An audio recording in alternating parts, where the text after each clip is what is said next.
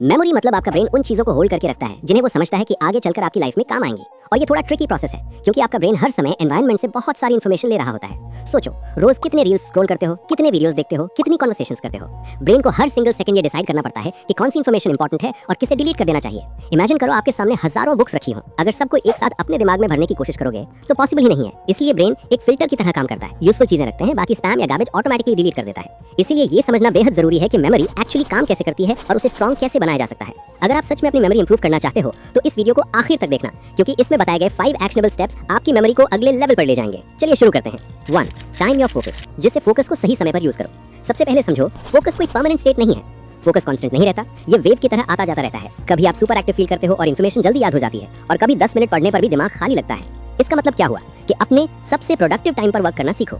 इसीलिए 20 से 25 मिनट के छोटे छोटे स्टडी सेशंस रखो और पोमोडोरो टेक्निक या फोकस वेव्स के हिसाब से पढ़ो। जब आपका माइंड नेचुरली टायर्ड होने लगे, फोर्स मत करो, 2 से 5 मिनट की छोटी ब्रेक ले लो। इससे आपका रिटेंशन कई गुना बढ़ जाता है, मेमोरी कंसोलिडेट होती है और आप कम टाइम में ज्यादा याद रख पाओगे। मैं खुद एग्जाम्स के टाइम यही स्ट्रेटजी यूज करता था, छोटे छोटे स्मॉल टाइम पीरियड में पढ़ाई और बीच में मिनी रिफ्रेश ब्रेक्स। रिजल्ट, याद बहुत ज्यादा रहता था और स्ट्रेस भी कम। 2. टेस्टिंग या सेल्फ क्विज, खुद को टेस्ट करें। जो भी आपने अभी पढ़ा या देखा है उसे रिपीट या रीड मत करो, बल्कि खुद को टेस्ट करो। Example, instead of remembering Delhi is the capital of India, ask yourself, India की कैपिटल क्या है। ऐसा करने से आपका ब्रेन रिट्रीव मोड में जाता है। प्रीफ्रंटल कॉर्टेक्स मेमोरी बैंक से डाटा निकालने की कोशिश करता है और यही रिट्रीवल प्रोसेस मेमोरी को स्ट्रांग बनाता है। टिप, जो टॉपिक पढ़ा है उसे 1 से 2 घंटे बाद खुद से पूछो। कागज लेकर लिखो कि क्या याद है। मैं एंट्रेंस एग्जाम्स में हर रात पूरे दिन के टॉपिक्स को खुद से क्विज करता था और believe me, retention unbelievably strong रहता था।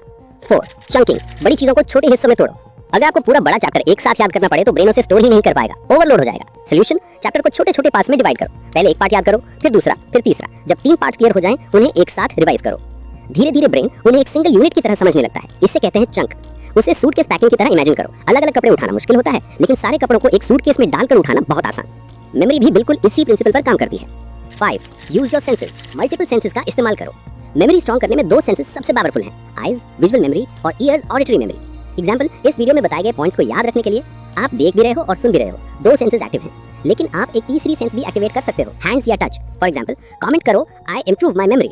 ऐसा लिखने से आपका हाथ भी इन्वॉल्व हो जाता है और मल्टी सेंसरी लर्निंग से मेमोरी कई गुना मजबूत होती है। इसलिए कुछ नया सीखते समय कभी भी विजुअलाइज करो, पिक्चर इमेजिन करो, रिदम या बीट के साथ बोलो, नोट्स लिखो। इससे एक बार पढ़ा हुआ लंबे समय तक याद रहता है।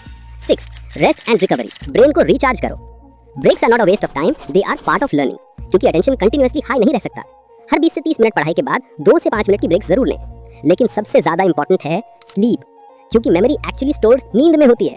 दिन भर जो भी पढ़ा, ब्रेन उसे प्रॉपर्ली ऑर्गेनाइज और स्टोर करता है स्लीप के दौरान। और सिर्फ स्लीप ही नहीं, मूवमेंट या एक्सरसाइज भी बहुत जरूरी है। एक्सरसाइज के दौरान बॉडी BDNF नाम का प्रोटीन बनाती है जो ब्रेन के अंदर मेमोरी को सीमेंट की तरह स्ट्रॉन्ग करता है। इन्फॉर्मेशन ब्रिक्स की तरह है, लेकिन अगर सीमेंट नहीं होगा तो गिर जाएंगी। इसलिए रोज थोड़ी फिजिकल एक्टिविटी जरूर करो, जैसे वॉक, स्किपिंग, साइकिलिंग, पुशअप्स, कुछ भी। उम्मीद है ये वीडियो आपके लिए जेन्युइनली हेल्पफुल रही होगी, स्पेशली आप स्टूडेंट्स जो एग्जाम्स की तैयारी कर रहे हैं। अगर इस वीडियो को बनाने में की गई मेहनत अच्छी लगी हो तो लाइक करो, सब्सक्राइब करो और कमेंट जरूर करना।